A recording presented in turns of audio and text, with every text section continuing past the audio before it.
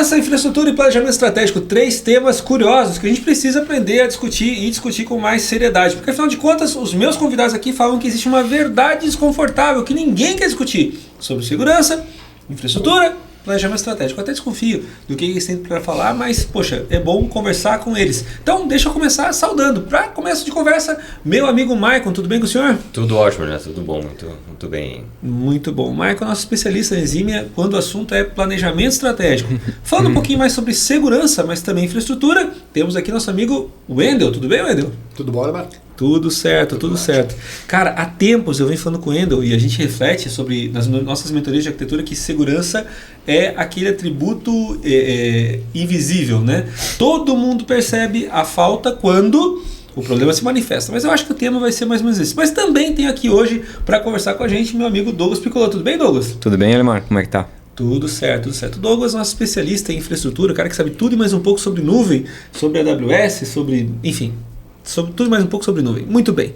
Muito bom ter vocês aqui, meninos, mas bora lá. O tema de hoje, então, é segurança, infraestrutura e planejamento estratégico. E a verdade inconveniente que está aqui é segurança, infraestrutura, estratégia ou custo. Pois é, custo é que nem unha e a gente quer cortar sempre, né?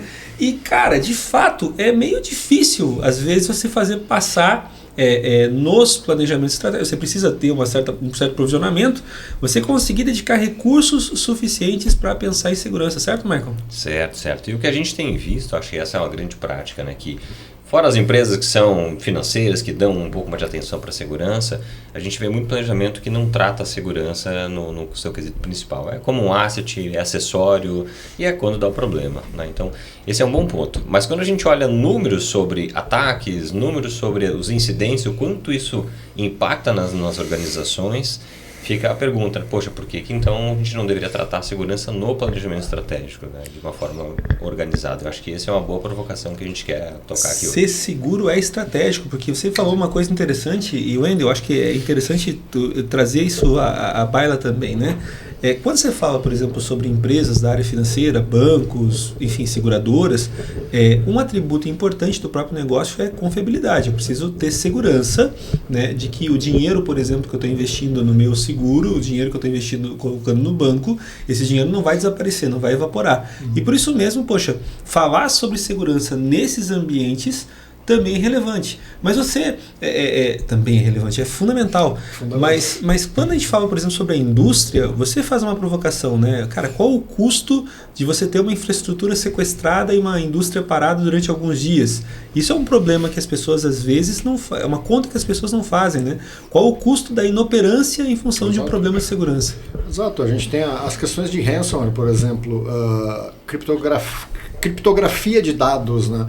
Então, cara, o que isso é relevante para uma empresa metalmecânica, por exemplo? É empresa parada, é linha de produção parada. Tu não está produzindo, teu estoque está parado, tu não está faturando. Isso é hora parada, isso é prejuízo. Acaba se revelando como prejuízo e o ponto interessante, né, uma falta de uma estratégia adequada pode levar à ideia enganosa de que você está bem, que está tudo funcionando bem. O fato de você pensar, poxa, mas eu estou na nuvem, então consequentemente isso vai garantir para mim segurança, quando não é exatamente dessa forma que acontece, certo, Douglas? É isso aí, e eu vou trazer que estando na nuvem, eu acho que ainda é mais fácil de tu evitar esse tipo, ou não fazer o que tem que ser feito, por conta da simplicidade com que as coisas acontecem, né? É muito mais fácil eu configurar e errar na nuvem, porque é clicar um botão, talvez não tenha claramente ali o impacto disso no momento, né? Tu não vai ter isso claro, mas ali na frente tu vai pagar por um preço. O fato de estar na nuvem te deixa um pouco mais exposto também, né? Exatamente. Mas só deixar claro aqui, né? O grande ponto é a ilusão de que o fato de eu estar utilizando o serviço em nuvem, exatamente, que obviamente é verificado e guardado, é algo que a nuvem deveria... É óbvio que a nuvem acaba adicionando algumas camadas de segurança por default, né, que acabam tornando o teu dia a dia mais simplificado. Mas, mais uma vez, né, vulnerabilidades, quando existem, elas acabam sendo responsabilidade primária sua, né? Exatamente. Vocês têm um termo... A gente falou sobre o termo de responsabilidade compartilhada. Isso. Então a nuvem assume realmente algumas camadas de responsabilidade de segurança. Mas ainda assim, o usuário, o piloto da nuvem, tem muitas outras, né? Exato. Vocês fazem uma distinção, inclusive, de parte da responsabilidade que é da nuvem por padrão e aquilo que é das aplicações, né? E obviamente, poxa, quando a gente fala sobre segurança, e o Wendel foi quem me ensinou sobre o cubo da segurança, lembra, Wendel? E você fala sobre informação, poxa, você tem que pensar na informação quando ela está armazenada, eventualmente na transmissão da informação e no próprio processamento, né? Exatamente. E esse processamento, esse transporte nem sempre acontece dentro dos limites da nuvem, então você precisa se preocupar com isso. Além disso, quando se fala sobre segurança, as pessoas muitas vezes pensam, poxa, segurança é sobre você instalar um software. O Wendel fala muito sobre essa ideia de, cara, você não vai ter um sistema seguro porque você comprou um software para te trazer segurança. Você fala sobre segurança, mas não é só o software, você tem processos, você tem a forma de treinar as pessoas, né? Quantos sistemas estão aí com senhas tremendamente vulneráveis. Enfim, Louvre. o próprio Louvre. Esse é um caso interessante, né? A senha do Louvre era Louvre, né? E sem contar o padrão, né? Tipo, nome da empresa, arroba 2025. Arroba 2025, para trazer o ano, por exemplo. Quantos não fazem isso? Uma palavra-chave mais um ano. Aliás, é impressionante quando você consegue acessar o sistema tentando esse ano, ou ano anterior, ou 2 anos atrás. É só você tentar verificar desde quando esse lugar tem Wi-Fi. É bem provável que você pegar. E você pegar tal lugar, arroba e o ano, né? É impressionante como as pessoas acabam pecando por isso. Mas enfim, segurança é um tema amplo, né? E aí a gente precisa, obviamente, observar a coisa sob uma perspectiva um pouco mais madura. Então, falar sobre segurança, sob uma dimensão de estratégia, quando você se propõe estratégia, eu digo que estratégia é um padrão coerente para tomada de decisão, né? Então, você relacionar segurança com estratégia significa você ter um conjunto de padrões, um conjunto de critérios que vão governar as decisões, para você poder encaminhar a coisa de maneira responsável, certo, Michael? Certo. E aí o que acontece, né? Quando esses padrões não estão definidos, a gente deixa de ser ativo, proativo e acaba sendo reativo. Isso. E quando é que vem a reação? É quando tem algum incidente. A gente falou de planejamento, eu não citou temas aqui quanto a incidentes, né, que podem acontecer. Assim, poxa, é normal algumas empresas planejarem um crescimento de 10% no ano. Então, para muitas empresas é um bom número. Tem empresas que nem chegam nesse número. E esse aumento pode morrer em um dia de ataque, em algumas horas de ataque. Então, um ano inteiro, né? Um ano inteiro de esforço, ou anos inteiros, né? Anos de esforços para... Eu diria, existem casos em que a vida da empresa vai para o espaço. Também. Porque você perde, né? Perde dados, perde histórico, perde informação. E além do credibilidade, dinheiro, eu acho. Perde a credibilidade. Para muitas empresas retomar... A credibilidade é importante. Existem empresas que, eu nem sei se eu posso citar isso aqui, de qualquer forma eu não citarei, mas a gente lembra até hoje dos ataques pelo nome da empresa que aconteceram.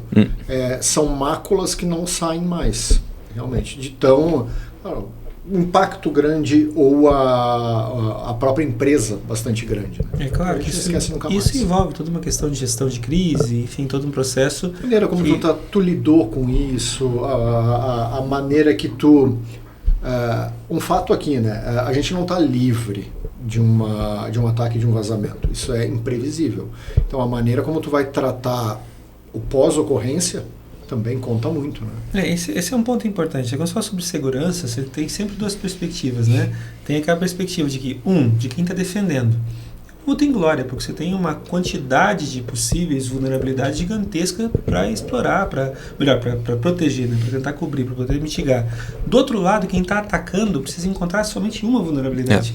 Né? Então, e num cenário cada vez mais dinâmico, com novos sistemas, com atualização de versão e tudo mais, poxa, fica sempre essa coisa de você tentar sempre mitigar o risco.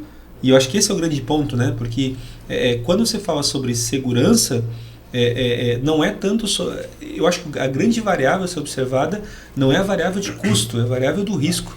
Ou seja, qual é o risco que você está disposto a tolerar frente a eventuais problemas de segurança. Segurança e também infraestrutura. A gente está falando bastante sobre segurança, mas segurança e infraestrutura são 2 temas, né, que precisam estar associados à estratégia. Por quê? Porque, mais uma vez, o risco não é só um risco técnico, é um risco para o negócio, um risco para a credibilidade, um risco para a marca em muitos cenários. Em alguns negócios, mais sensível. Por exemplo, o mercado financeiro, com toda certeza. Mas, mais uma vez, qual é o custo, por exemplo, de uma fábrica parada 2, 3, 4 dias, né? Eu acho que o custo em si, eu poderia dizer que ele é uma dimensão do risco só, né, dentro de todas as que tu tens. Eu acho que, pelo menos na minha opinião, a credibilidade, por mais que tu, né, tente recuperar, acho que é um dos pontos mais importantes. De muitas maneiras, o prejuízo financeiro frente a um ataque ou uma falha de segurança, em grande parte ele é reversível. Em grande parte tu consegue reaver, né? Tanto que hoje as resoluções do Bacen, elas já obrigam as operadoras de tecnologia a ter um seguro, né? Então tu já tem que iniciar o teu negócio de tecnologia, dependendo do tipo de operação financeira que tu vai fazer com o Bacen, já com seguro pré-aprovado, para cobrir um possível tipo de uma forma de você mitigar o risco, né? Exato. É uma mitigação de risco. Exatamente. Muito bom. Mas o ponto interessante, mais uma vez, as empresas tratam segurança e infraestrutura como um custo até sofrerem eventualmente o maior prejuízo de sua história, né? Ou seja, é algo que você não quer ter. Mas mesmo como seguro também, o próprio seguro que você mencionou, que o seguro é, de uma certa forma, uma estratégia de mitigação de risco, certo? Para você tentar reduzir o dano de um potencial evento desse, uma eventual ocorrência.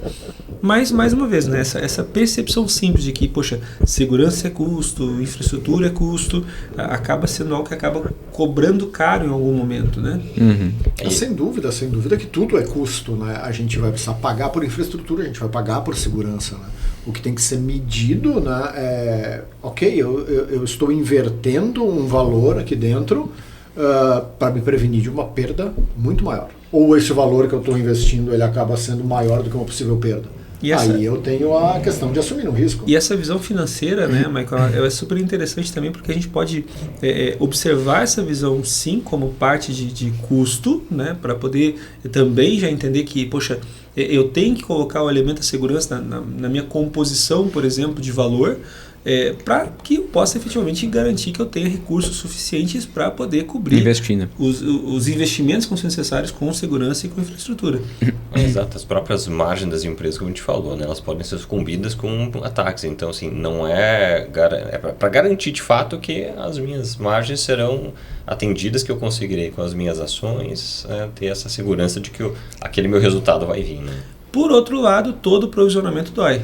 Então, quando você fala sobre provisionar recurso para poder investir em segurança, investir eventualmente em infraestrutura, esse provisionamento dói e ninguém quer provisionar mais recursos do que o necessário, né? Então, ter essa clara dimensão sobre qual a dimensão do risco que eu resolvo assumir, ter essa clara ideia também de que eu estou fazendo investimentos que sejam assertivos, também é algo super relevante, né? Porque às vezes também fica essa sensação de você estar enxugando gelo, né? Você tem demandas cada vez maiores de investimento com recursos para segurança e infraestrutura, mas sempre aquela sensação de que você não está coberto. A gente até acho que vai explorar um pouco mais a sequência, mas nós fizemos um trabalho recente num cliente justamente pegava isso. Teve um incidente que aí a gente acabou entrando para mitigar, para isso que não acontecesse mais. Como é que a gente conseguia, de alguma forma, colocar as questões de segurança para um board, para um time executivo, sem que aquilo soasse como custo, né? Nós identificamos uma forma de apresentar isso com alguns frameworks, com alguns níveis de percentuais. Cara, hoje vocês estão assim e com essas ações a gente vai para tal lugar. E é importante que, inicialmente, quando a gente estava montando essa estrutura, ia chegar em 100% daquele nível que a gente estava dizendo, mas é um nível de maturidade e de evolução. Eu tenho que ir para o nível 5, para o nível máximo? Não. Né? Então, assim, dependendo do segmento, dependendo do negócio, você tem que avançar no nível de maturidade. O importante é ter a consciência de onde você está, quais são as ações, para que justamente essa questão de, poxa, o dinheiro que eu estou investindo ele está sendo demasiado, eu estou botando dinheiro demais na mesa, desnecessário, ou eu estou botando o dinheiro certo para que ele tenha a medida entre ser um custo adequado e eu tenho um risco mitigado. Não, imagina. Eu acho que isso casa muito com aquele tema que nós trouxemos há uns tempos atrás, que é o Value Ops, né? Tu fazer o investimento correto, né, para ter o melhor retorno possível. Eu acho que em segurança também entra nesse quesito, né? O investimento adequado para aquilo. A questão da segurança, ela traz intrínseco isso desde muito tempo atrás, que é a aquisição de ferramenta. Então, vou comprar a melhor ferramenta do mercado para fazer a minha segurança. Invariavelmente isso não funciona, porque não é a ferramenta que te confere segurança, a ferramenta te ajuda com segurança. Mas a melhor ferramenta, já diz o Elemar, né? Tipo, a melhor ferramenta de segurança da Tesla não é a melhor ferramenta de segurança para tua empresa, porque tu não é a Tesla, entende? Então é muito peculiar, é saber onde a gente está. É muito artesanal. É aquilo, tu tem que entender onde é que tu tá, tu tem que entender o teu mercado, tu tem que entender a tua situação, tu tem que entender os teus riscos, e aí sim tu consegue definir uma linha de segurança. Eu acho que se alguma empresa disser que nunca recebeu um ataque tendo APIs expostas na internet... É porque tu nunca notou. É porque tu nunca percebeu. Porque tem sempre alguém procurando. Né? A gente falava, eu e o Elemar hoje, né? A respeito da quantidade, ou como é simples tu receber um ataque. Existem testes, até no YouTube deve ter, tipo, instala uma máquina limpa, zerada, expõe meia dúzia de portas e pluga ela no IP válido e fica monitorando quanto tempo leva para alguém bater na tua máquina. Até o primeiro robô bater na porta. Cara, é muito curto. Eu diria que menos de 1 hora tu já teve 4 ou 5 tentativas de uma máquina zerada. Subiu agora. Muito fácil. Até porque existe todo um processo de scanning automático nisso, né? Exato. Então, mais uma vez, a gente tem uma sofisticação, né, cada vez maior de quem está tentando fazer ataque. Eu te diria, Lemar, que é um pouco romantizado isso. Não é nem um pouco sofisticado, é super simples. Não, o que eu quero dizer é que essa sofisticação, ela vem na ideia de que, e esse talvez seja o grande ponto, tá? A gente assume, às vezes, ingenuamente, que o ataque na internet ainda é resultado de dois extremos que eu acho que são bem pouco frequentes. De um lado, você assume que tem aquele hacker super qualificado. Que vira à noite. Eu tô sem capuz hoje. Mas é aquele hacker super qualificado, o Mitnick, que está lá vasculhando o lixo da tua empresa. E claro, isso existe também, a gente não pode...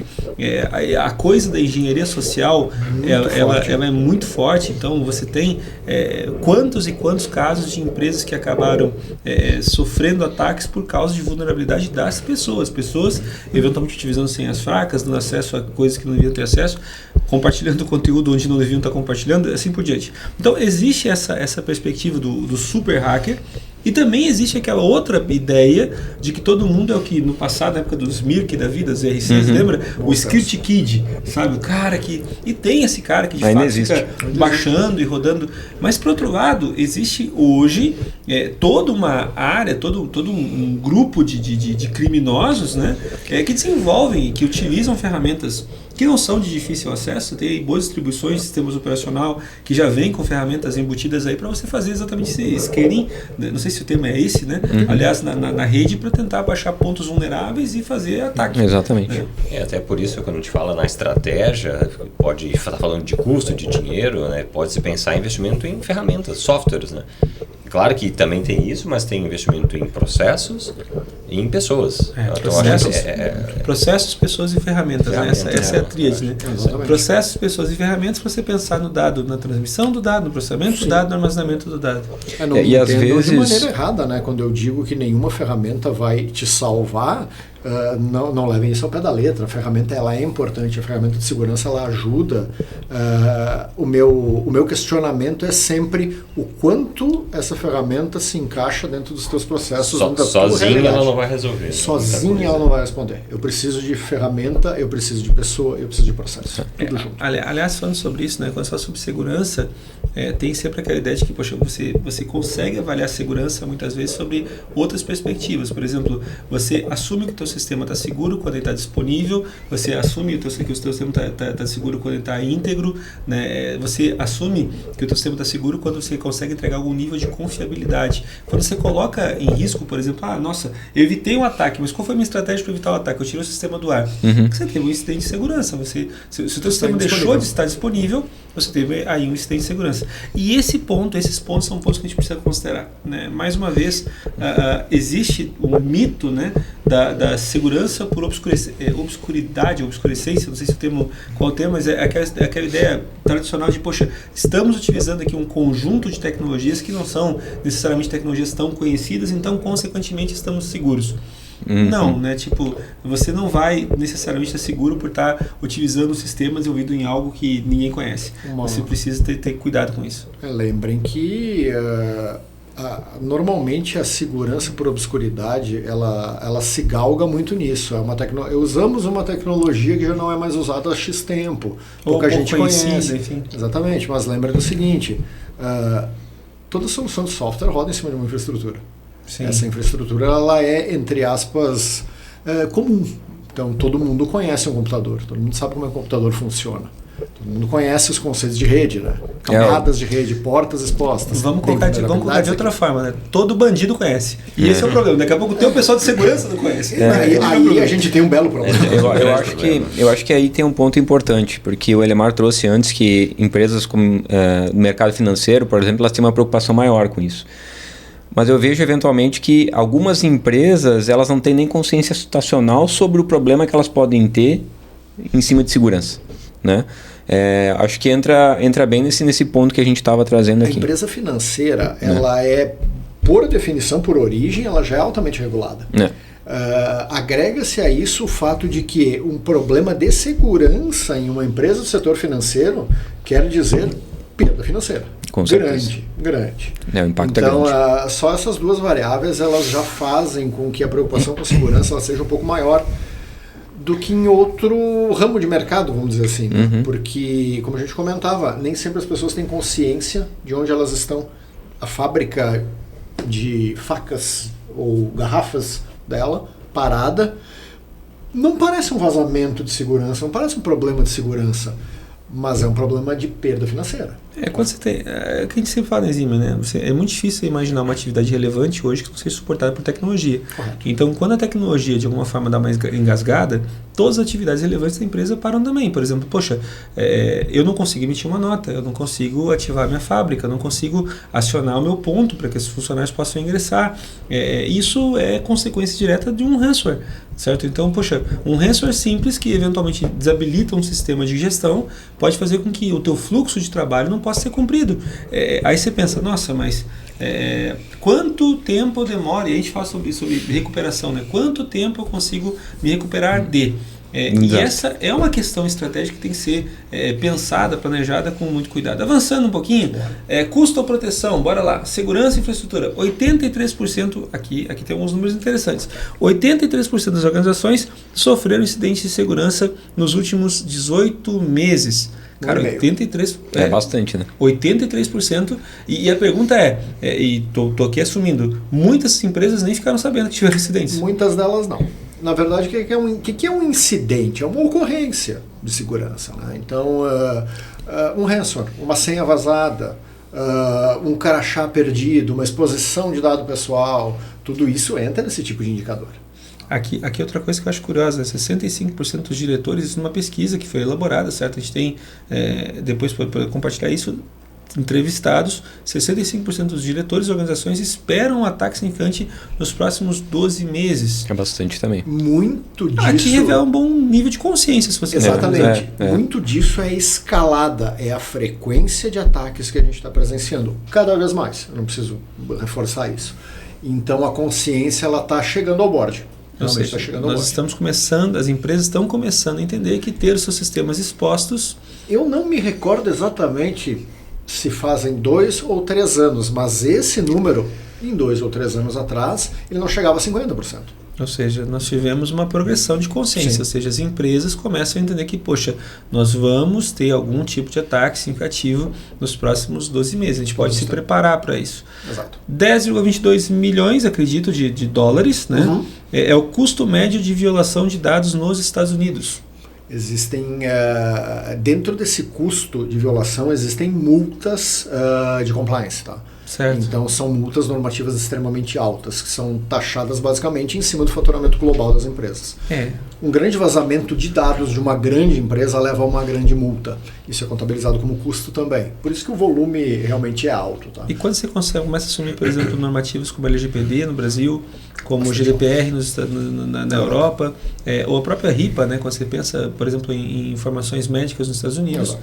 Tudo isso acaba trazendo essa... Ou seja, existe hoje uma preocupação que é institucional, né, das próprias organizações, mas existem também preocupações cada vez mais presentes dos órgãos reguladores, ou seja, você tem os governos regulamentando, indicando a preocupação com os dados das pessoas. E quando você fala, por exemplo, sobre vazamentos de dados, por exemplo, eles acabam expondo as pessoas eventualmente a ataques indiretos, né?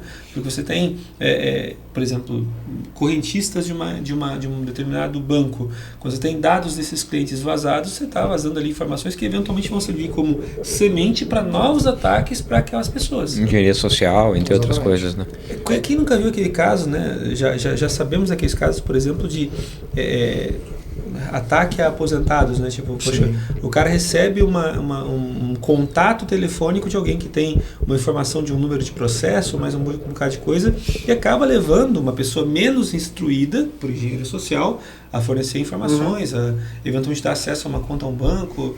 Isso é problema. Quem nunca teve uma dessas em casa? Né? Eu ia dizer, quem é que nunca teve a própria mãe ligando, dizendo que era para transferir dinheiro ou né? Aliás, esse é um problema, né? Porque quando a gente fala sobre inteligência artificial e os mecanismos que a gente tem encontrado hoje, poxa, você tem hoje formas de fazer clonagem de voz que uma certa... Então, a gente pode se preocupar. Eu acho que é relevante a gente indicar isso, né? Poxa, eu consigo...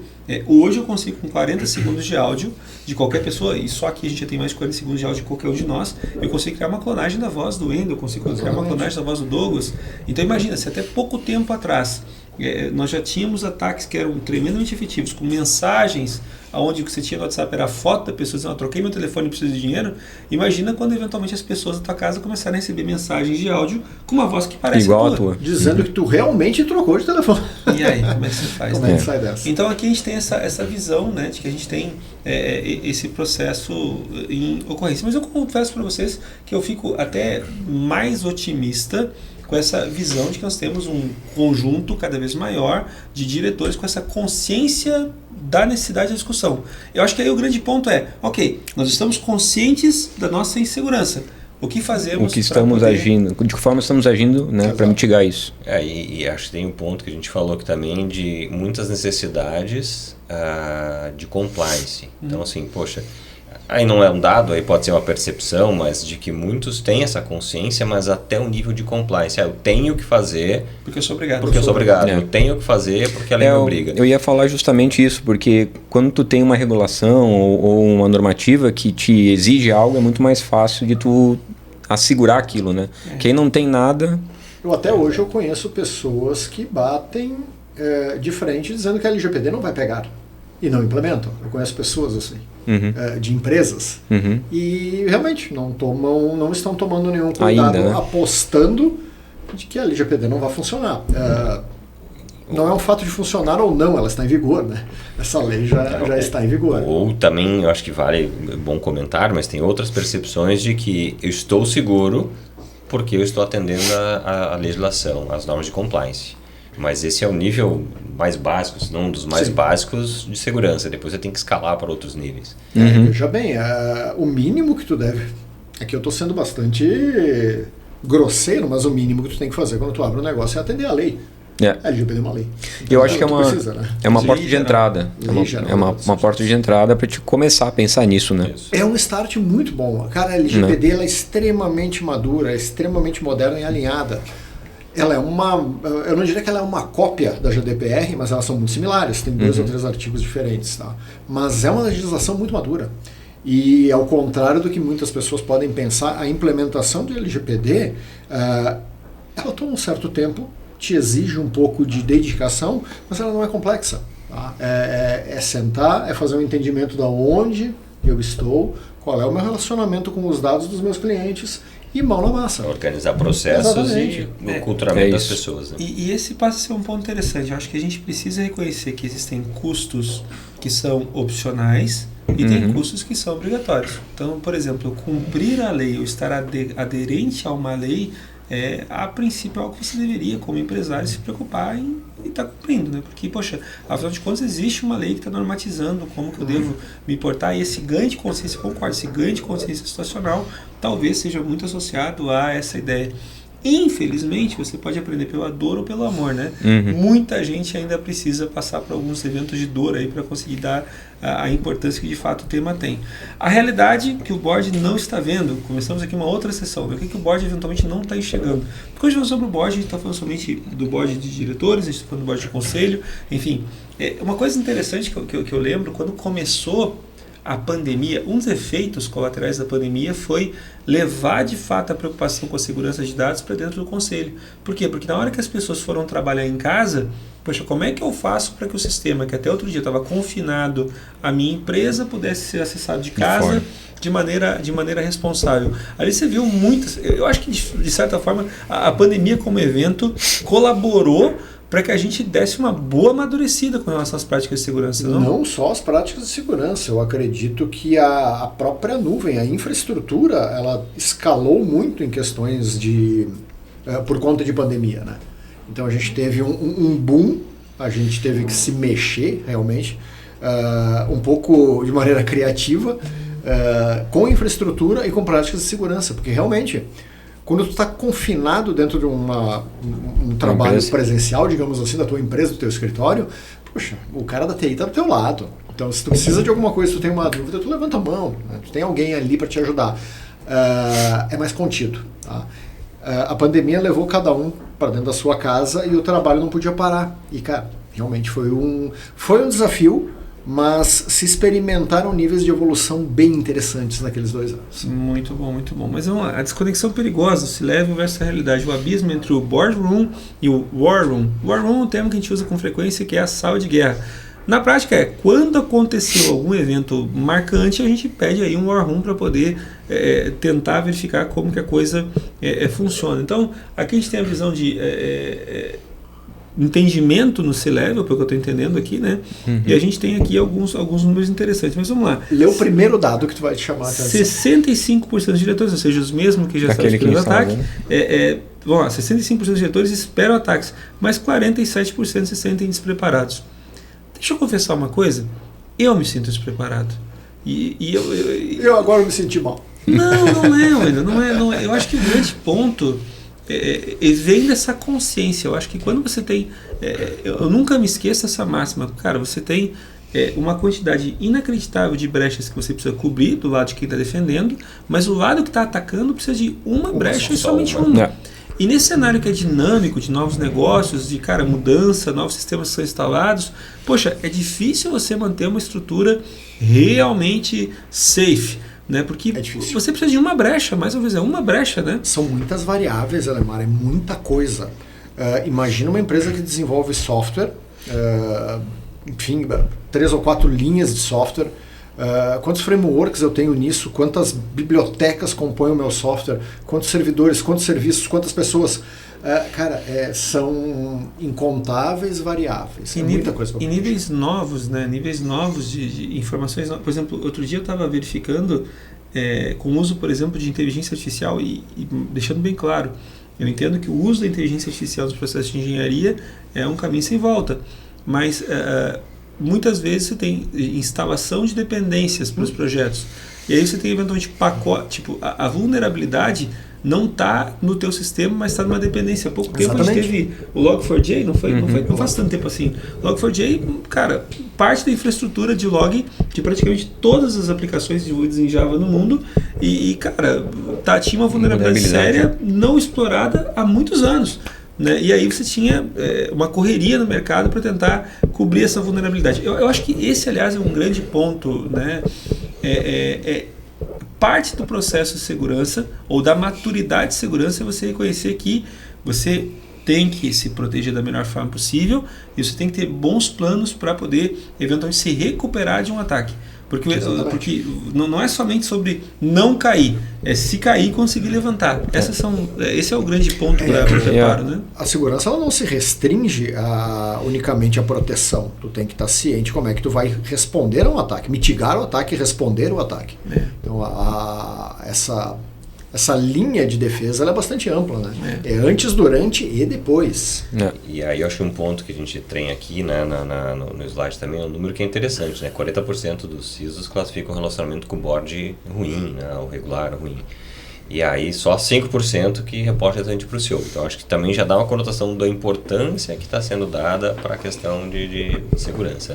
Então não está diretamente ligado ao CEO, não está diretamente ligado ao board, geralmente é uma camada mais abaixo que não ganha tanta relevância. É que mais uma vez, né, segurança e infraestrutura parecem ser temas associados até à própria TI. Até outro dia as empresas não tinham consciência da relevância da TI. Essa relevância vem crescendo, mas esse entendimento da preocupação de segurança, quais são as implicações, realmente parece ser algo que compete com a agenda de um conselho que, poxa, não é algo fácil de gerenciar, né? E outro ponto importante, mais uma vez, eu acho que tão importante quando você ter conselhos discutindo é você ter conselheiros consultivos que eventualmente consigam prover para os conselhos informação que realmente direciona para ação. Porque, poxa, sabe aquela história de, poxa, vamos fazer...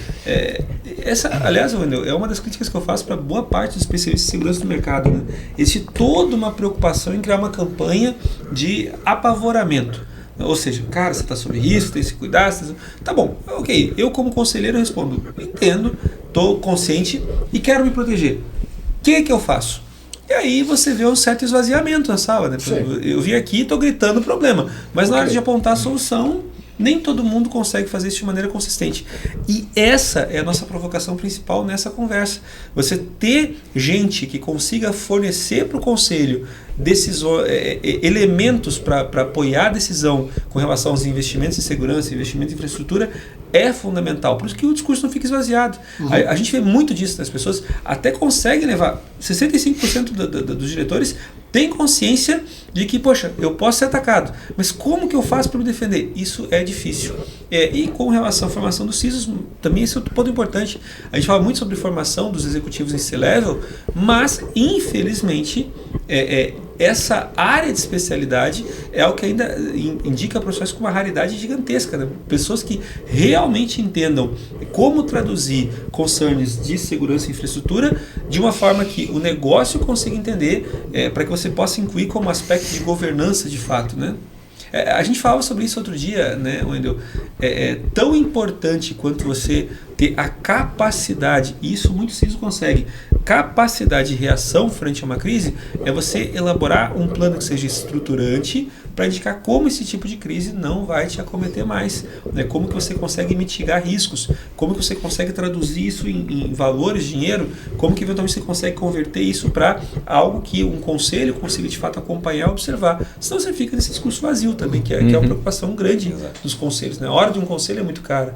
Aponta um problema, mas não aponta a solução. Exatamente, exatamente. Boa parte dos CISOs. E aliás, deixa eu te dar aqui essa recomendação. Se você é CISO na sua empresa, se você tem uma empresa que ainda não tem CISO, um bom ponto de partida, se você não sabe por onde começar, é consultar uma boa consultoria. A Exímia pode te ajudar, não porque nós fazemos tudo certo, não, ainda, mas muito pelo contrário, já erramos bastante, muitos erros, né? E eu sempre digo que os valores de uma consultoria nem sempre estão associados ao que a consultoria já fez de certo, mas principalmente aonde que ela já errou. E nós já erramos bastante. Então, se você não quer cometer os mesmos erros que nós já cometemos, vale a pena a gente conversar para dizer o que a gente aprendeu em cada um dos incidentes que a gente teve que enfrentar. Afinal de contas, só erra quem faz. Esse é outro ponto também importante. Certo? É isso. Bom, que mensagem ao contrário, né? Mas é que esse acaba sendo o grande ponto. Eu acho que essa humildade frente ao desafio é algo que é essencial quando se fala sobre segurança. Você trazer essa vulnerabilidade, entender essa vulnerabilidade e principalmente verificar que nível de vulnerabilidade você quer aceitar e admitir para o teu negócio. Esse ponto é um ponto relevante também. Bora lá. O desalinhamento fatal, quando TI e negócio não se falam. Aliás, meu amigo, ponto importante, né? Tecnologia é importante demais para ser desenvolvida somente nas áreas técnicas. Esse é um fato. E é irresponsável você falar sobre qualquer coisa, sobretudo sobre estratégia, sem falar sobre tecnologia. Qual é o problema? Falta de comunicação. Nós estamos falando antes, né? Nós temos às vezes pessoas de tecnologia utilizando um vocabulário que o pessoal de negócio não entende. TI fala de risco, negócio fala de dinheiro, sem bainho, ou seja, você não tem patrocínio executivo de fato para você conseguir conduzir as iniciativas de início e fim, para você ter iniciativa e acabativa, né? Quais são as principais barreiras? Os silos, ou seja, a formação de silos organizacionais, prioridades eventualmente conflitantes, é claro que existe custo de oportunidade, o que eu estou deixando de fazer para fazer o que eu estou fazendo agora? falta de awareness, ou seja, entendimento claro, e, obviamente, também complexidade regulatória. Meninos, o que vocês trazem para mim sobre esses pontos e o que vocês gostariam de destacar especificamente nesses aspectos que a gente está trazendo aqui para vocês? Disso tudo, o que vocês consideram que seria o primeiro ponto de trabalho? Para mim, minha aposta, comunicação. Eu também diria comunicação, com certeza. Primeiro ponto. Né? Regular a comunicação, criar um vocabulário compartilhado, criar entendimento é algo fundamental, certo? Esses tempos eu ainda fiz uma brincadeira, né? E a brincadeira essa entrega um pouco da idade, né? Que era a tecla SAP, né? Entre TI e negócios. Então, assim, primeiro... Tecla SAP não é SAP sistema, tá? Tecla SAP é aquela de tradução. Exato, é por isso que entrega um pouco da idade.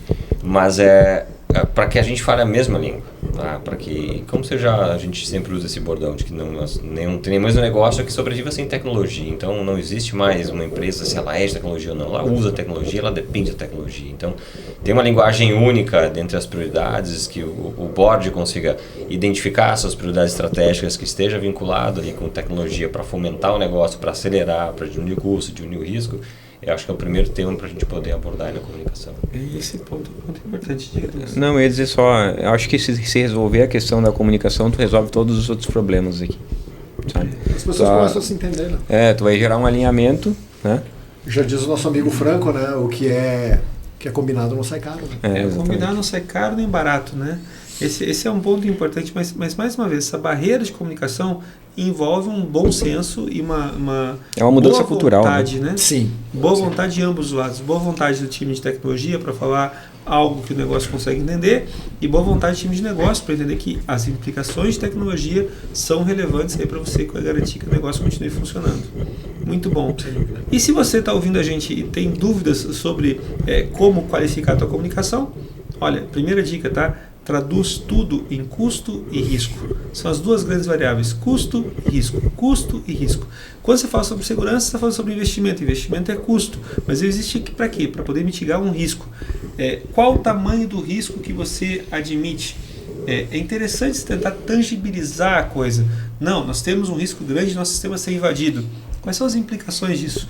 Qual é o tamanho do prejuízo de uma fábrica parada, de um caminhão que não consegue sair? São coisas que a gente tem que conseguir conversar e principalmente apresentando estratégias de o problema, né, óbvio, mas também elementos de mitigação. Mas claro, você precisa ter essa superação desses silos e, enfim, revisão de prioridades, porque de fato o cobertor é curto, né? Nem sempre dá para fazer tudo que se está planejando. Geralmente não. Muito bom. A causa raiz e o caos resultante. Outra sessão interessante aqui, tá? A Cloud trouxe agilidade e exposição. Como assim, Douglas Piccolotto? Todo mundo acessa, né? O cobertor é curto, né? O cobertor é curto. E a gente tem, por exemplo, incidentes durante o runtime, 34%, acesso não autorizado, 33%, configurações equivocadas, 32%. Esses são os top 3 issues aqui, né?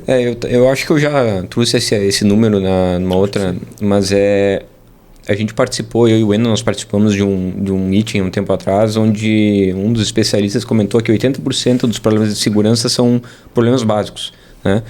Senhas erradas, não tem rotação de senha, firewall aberto. Né? E se a gente for avaliar, eu reitero aquilo que eu trouxe no início, a nuvem ela te possibilita muito poder, mas é muito simples de tu cometer um erro também. Né? Então eu acho que tu trazer processos, né, e uma boa gestão sobre isso é importante, desde o nível estratégico até o operacional. Eu diria um processo de migração para a cloud, quem não foi, ou para quem foi revisitar, se foi bem feito, seria um ponto estratégico para dizer, cara, estou seguro ou minimamente seguro nos quesitos. Né? Exatamente. Dado a velocidade de exposição, que a gente comentava um pouquinho antes ali, se tu foi para a nuvem já há um bom tempo, cara, já não é mais nem hora de revisitar. Já é hora de readequar a tua solução de segurança. E outra coisa também, às vezes são históricos de memória. Você pega, por exemplo, estratégia de repositórios, por exemplo, públicos. Né? O Douglas mesmo já conversou comigo sobre isso tempo atrás, por um erro que eu mesmo cometi. Eu cometi esse erro. E repara, eu tinha um código-fonte, por alguma razão eu adicionei um arquivo que trazia informações que não deveriam ser compartilhadas. Eu compartilhei isso para o meu repositório e no Git isso cria memória, né? Uhum. Ou seja, eu remover o arquivo não tira esse arquivo do histórico. Então, poxa, eu tive que efetivamente remover o repositório e criar de novo. E recriar esse repositório. E, cara, é um erro de engenharia besta, né? E esse talvez seja o grande ponto. Dentro das empresas, nós temos projetos começando o tempo todo. Né? E outro ponto importante, né? O nível de publicidade, mesmo que o repositório seja privado, ele é privado, mas não está restrito, por exemplo, apenas a uma área responsável, está acessível a empresa inteira, a outros desenvolvedores, a eventualmente parceiros. Então, o teu repo que não é público é privado, mas compartilhado por vários times. Então, informações sensíveis são, de fato, de fato fácil, e esse acaba sendo um grande ponto, né? É de fato fácil você cometer alguns erros quando eventualmente você afrouxa algumas regras em função da excepcionalidade do projeto. Esse projeto não é tão relevante, então começo ele, por acaso tem um arquivo que não deveria estar lá. Ou mais, às vezes, pela agilidade também, tem que ser rápido, não pode passar por aprovação, não pode passar por um segundo step. E essa é uma confusão grande, né? Entre agilidade e pressa, né? Exato. Perfeito. As pessoas confundem a agilidade com afobação. Né? Poxa, eu sou ágil ou sou afobado, né? A nuvem te traz agilidade, mas não é justificativa para afobação. Né? No meu caso específico, no meu erro, né, Douglas, não foi um problema do Elemar ser ágil, foi do Elemar ser afobado e descuidado.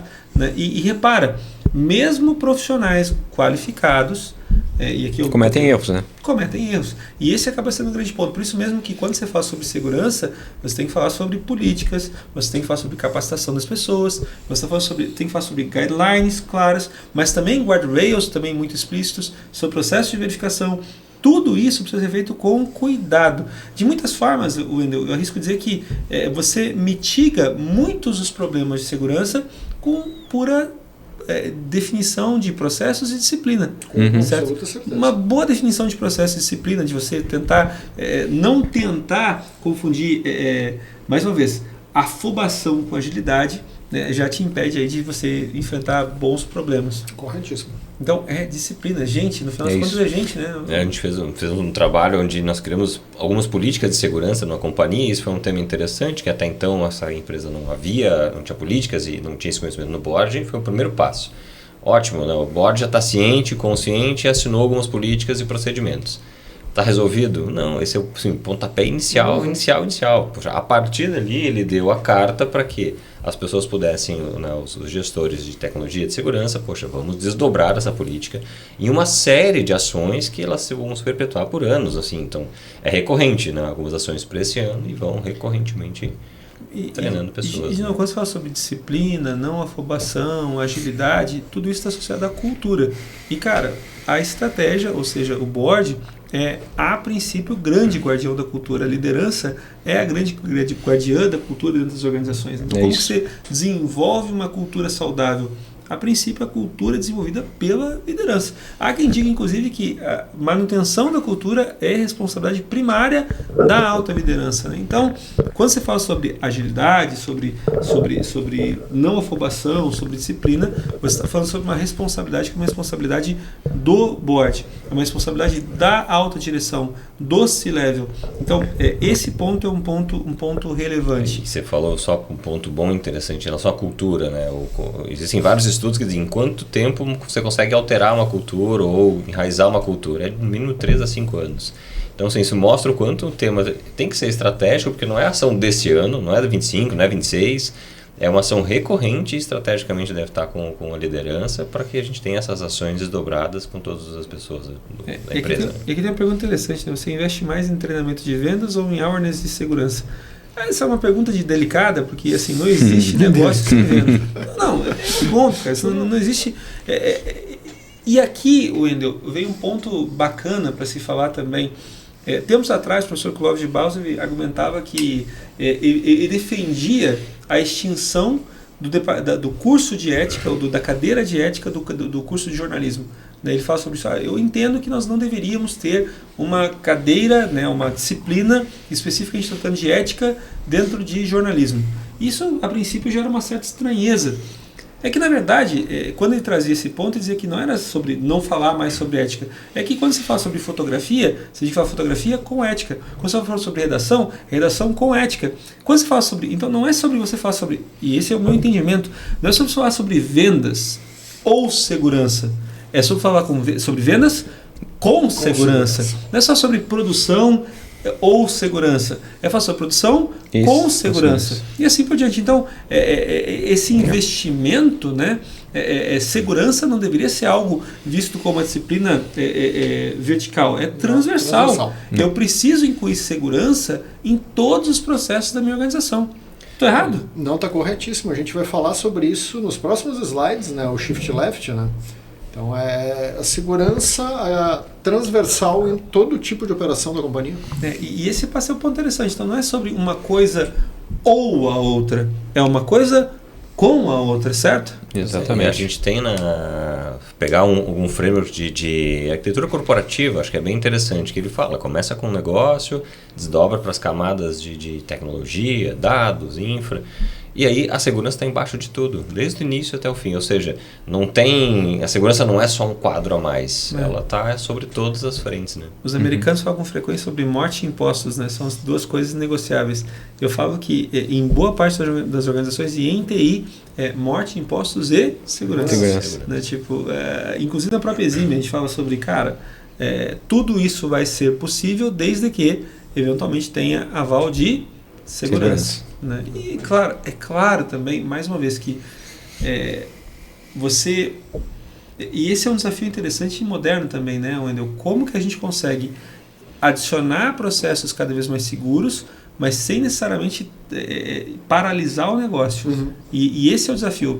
Eu preciso achar esse equilíbrio. Então, eu não posso falar de vendas de um lado e segurança do outro, porque eu não posso criar essa ideia de rivalização. Silos, ou seja, né? Ou eu vendo ou eu sou seguro. Não. Fazer as duas coisas. Eu tenho que fazer as duas coisas bem. Segurança tem que ser algo incorporado à minha prática. No a gente final, volta um pouquinho naquela questão do diálogo, né? É muito importante o alinhamento entre as eu acho que trabalhar com silos, tu sempre vai ter esse problema, né? Então, um vai tentar puxar para um lado, outro para o outro. Né? Muito bom, muito bom. Avançando aqui, a gente tem alguns dados, né? Dados devastadores. 68% dos incidentes envolvem elemento humano. Certamente, eu diria que até mais. Eu sei, olha, seguramente. 82% das violações envolvem dados armazenados na nuvem. Bem, a grande massa de informação hoje ela é armazenada em nuvem, né? A gente começa a ter ataques por meio da cadeia de suprimentos, o que é uma coisa natural. Esse é outro ponto importante, né? Você é tão seguro, a ideia da corrente, né? A força determinada pelo elo mais fraco. Tem gente que se certifica, e eu já vi isso acontecer, tá? Não podemos citar nomes de empresa, mas um dos incidentes de segurança que a gente viu recentemente era de uma grande empresa da área financeira que percebeu seus dados sendo vazados, não dentro da emprra, mas em um parceiro que eventualmente, né, deveria ter. O próprio caso das violações de PIX, quando você começa a perceber... São ataques à cadeia de suprimento. Você mesmo fala, né, Wendel, tipo assim, nossa, o Bacen é uma muralha, uma coisa quase intransponível. Entretanto, né, quando você vê o ataque ao PIX, que eventualmente expõe vulnerabilidade, não é vulnerabilidade do Bacen, mas do sistema que suporta para PIX, que envolve a cadeia de suprimento. Muito bom, muito bom, muito bom. Né? 62% dos executivos desse level receberam ataques de spear phishing. Spear phishing é um ataque por e-mail de engenharia social tentando obter informação, assim como um phishing que manda o rei da Tanzânia tem uma herança para você. Sim. Isso é... O rei da Tanzânia. Você não percebeu? Tem o e-mail, acho que é do rei da Tanzânia, uma coisa assim.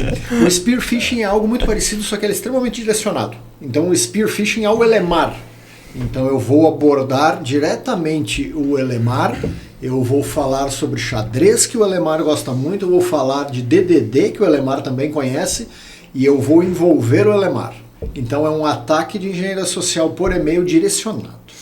E normalmente a executivos de C-Level. Eu acho que é por isso que processo é algo tão importante, né? Porque a grande maioria dos ataques, eu acho, hoje não são de ferramenta para ferramenta, mas é engenharia social. Né? Então, se tu não tem um bom processo e uma boa cultura... Cara, é muito raro o Wendel de capuz preto sentar e invadir um sistema através da API. Sistema do zero, bater numa API em meia hora eu tô dentro. Eu não vou dizer que isso não exista, tá? Mas é extremamente raro. Mas provavelmente tu vai ter uma vulnerabilidade em alguma ferramenta, alguma versão ou coisa assim. Cara, se eu chegar a fazer isso em alguns lugares, é muito provável que eu tenha ideias que vão precisar de um apoio social. E tem o pior caso, assim, existe aquela máxima de só morre afogado quem sabe nadar, né? Existem alguns experimentos que a gente já presenciou de executivos da área de segurança baixarem a guarda num experimento de uma pesquisa, você começa a perceber vazamentos de dados acontecendo de forma interessante, exatamente nos lugares onde a princípio esse entendimento ia ser um pouco Semana maior. passada eu recebi, e eu recebo isso com bastante frequência, até fazer bastante tempo, eu recebi um convite para responder uma pesquisa sobre segurança para a minha empresa, a Eximio no caso, onde o pessoal me ofereceu $100 para responder a pesquisa. Isso é extremamente frequente. E uma vez eu fiz. Isso já faz bastante tempo. Então, tu vê descaradamente que é uma eu não diria um golpe, mas enfim, uma tentativa de engenharia social. Onde, o que tu usa? Que versão? Que biblioteca? O que tu desenvolve? Quantas APIs tu tem? O que tu tá rodando? Qual é a senha? Enfim, é um mapeamento de superfície de ataque para achar uma porta artesanal. Verbal, vamos dizer assim. Para achar que não alguma porta disponível que não está segura, né? E essa vez que eu fiz eu não recebi os $60 que a menina falou. Que absurdo. Que absurdo, que absurdo. O custo real da indisponibilidade, que a gente tem lá o downtime como assassino silencioso da receita, ou seja, o setor automotivo tem lá só 2,3, acho que até que é pouco, viu? 2 por hora. Ainda assim é pouco. Por hora. Ainda assim é pouco, mas mesmo assim é pouco. Se for para algumas empresas, grandes empresas estão aí tratando 514 mil até 1,4 milhão por hora. Pequenas empresas até 50 funcionários, potencial R$100 mil por hora. E aqui é interessante a gente analisar que a gente está falando apenas da perda de receitas, está falando de incremento de custo, né? Máquina parada, depreciação, processo. É engraçado como os custos anônimos aparecem quando você bota a coisa na ponta do lápis. Aliás, esse é um outro ponto interessante. Esse mapeamento do custo da hora parada, do downtime, talvez seja, para você que é da área de segurança, o grande argumento para você sensibilizar o pessoal do negócio. Você falar sobre efeitos de credibilidade, arranhão para a marca, nem sempre vai gerar essa preocupação. Agora, quando você fala em downtime, com certeza esse ponto passa a ser um ponto importante. Sua empresa tem um plano de continuidade. A gente fala sobre disaster recovery, certo? Uma das manifestações do desastre é, por que não, né, um ataque de um ransomware que bota o sistema inteiro no chão. Exatamente. Desastre não é só falha de hardware, né? Exato. Não, desastre é muita coisa. Lembrando, o plano de continuidade de negócio ele envolve diversas áreas do negócio. O DR ele é uma das ferramentas de continuidade tecnológica, né? Então, quando tu está colocando continuidade do negócio, a gente está transcendendo a camada tecnológica. A gente está pensando em restabelecimento de processos que não necessariamente sejam tecnológicos. Nós estamos falando da continuidade do negócio. Continuidade do negócio, diz o nome, né? E aí a estratégia, o que a estratégia olha? Olha para a continuidade do negócio. Exatamente. Como é que eu vou fazer com que o meu negócio continue crescendo, perene, dentre os concorrentes, dentre a sociedade, enfim. Então, acho que por isso vincula muito o tema de que segurança tem que estar dentro do planejamento estratégico. Exatamente. Mas seguindo aquela nossa recomendação, né, falamos bastante sobre o problema, também vamos falar um pouquinho sobre o caminho a seguir, certo? Então, temos lá o caminho estratégico, justamente essa visão dessa nova abordagem. E a gente fala sobre a ideia de novo, a cloud trouxe agilidade, mas também exposição, mas a gente tem aqui uma nova mentalidade. Douglas, ou Wendel, enfim, meus amigos especialistas, né, universitários, o que a gente tem aqui para discutir sobre esses benefícios estratégicos ou preocupação com nuvem, enfim, o que esse slide traz para a gente? Eu acho que é assim, né, Lemar? Se a gente for avaliar, quando tu faz uma migração para a nuvem, tu tem que ter todo um processo de aculturamento, né? Porque a nuvem pública, ela é muito diferente do que, pelo menos na minha concepção, de como funciona um sistema on-premise. Então, se pelo menos tu não tiver a mínima... tu não treinar teus times, se tu não tiver o mínimo de discernimento sobre o que tu tem que fazer, tu pode ter uma exposição que impacte no teu negócio de forma bem prejudicial. Né? Eu gosto que está dito aqui que é o seguinte, nós temos uma mentalidade antiga, ou seja, que era a percepção de segurança como um centro de custo, eventualmente infraestrutura como um commodity, porque você está falando sobre hardware que todo mundo tem acesso igual, para perceber segurança e infra como habilitadoras para o negócio e fatores competitivos. O que a gente tem aqui? Cara, confiança do cliente. implica em receita. Né? Se o cliente confia na gente, a gente continua tendo cliente, caso contrário, o cliente não fica com a gente. Então, ter um cliente que confia é igual a receita. A gente tem essa questão também da resiliência operacional. Poxa, eu consegui aguentar e me recuperar de eventuais falhas, ter essa ideia de continuidade. Se de muitas formas a nuvem nos trouxe sim a exposição, de outras formas elas também nos trouxe a capacidade de criar estruturas se proteger, que são mais né? resilientes. Não digo nem mais seguras, mas mais resilientes, mais capazes de aguentar o impacto, né? A gente tem uma velocidade de inovação, óbvio, porque a gente tem aí um descolamento entre a aquisição de infraestrutura nova para poder utilizar uma infraestrutura que vai ser provisionada conforme demanda, e a gente tem aí, obviamente, conformidade como aceleradora, ou seja, a gente acaba conseguindo encontrar nas nuvens, por exemplo, recursos e certificações que de fato são importantes para que a gente possa desenvolver processos que sejam mais seguros. Você certificar um ambiente on-premises é sempre mais difícil, imagino eu, do que você contratar um ambiente já certificado, certo? E eu acho que trazendo de novo a questão da natureza do negócio, né? Muitas empresas precisam de um certo nível de regulação, né? Tem que atender algumas normas. Quando tu vai para a nuvem, de certa forma, tu já atende algumas normativas por padrão, né? Porque a nuvem é certificada em praticamente todos os mecanismos de certificação. A própria Microsoft criou uma versão do Azure, uma vertical do Azure, para poder ser adequado à RIPA, né? Exatamente. Então, como que eu consigo manter adequado à RIPA, que é uma certificação ultra rigorosa? Poxa, eventualmente o Azure especializou uma área da nuvem para isso. E se tu vai fazer isso dentro de casa, num ambiente on-premises, ele fica meio proibitivo, né? Por questão de custo e esforço que tu tem que ter. Né? Mas o grande ponto é que, embora tudo isso venha by default, não é justificativa para você baixar o braço, pelo contrário. Exatamente. É você usar isso como potência para poder acelerar a entrega. E aí, pegando esse ponto da aceleração, né, as certificações abrem novos mercados. Então, para quem faz, como algum exemplo aqui, né, para quem faz exportação, você pode acelerar o teu processo portuário, tendo algumas certificações específicas. Isso te gera, a tua mercadoria chega mais rápido no cliente e, ao mesmo tempo, você tem um custo reduzido com as questões portuárias, o dias em porto. Isso, olha. Então, assim, poxa, o quanto é estratégico você conseguir fazer o teu produto chegar antes do cliente de uma forma mais barata. Eu esqueci o que quer dizer OEA. Organização... Não é a Organização dos Estados Americanos. Não, mas é do... Então, tu é exportador autorizado. Então, tu tem um atalho pelos trâmites do governo. Exato. Sendo que tu mesmo pode exportar a tua mercadoria. Exato.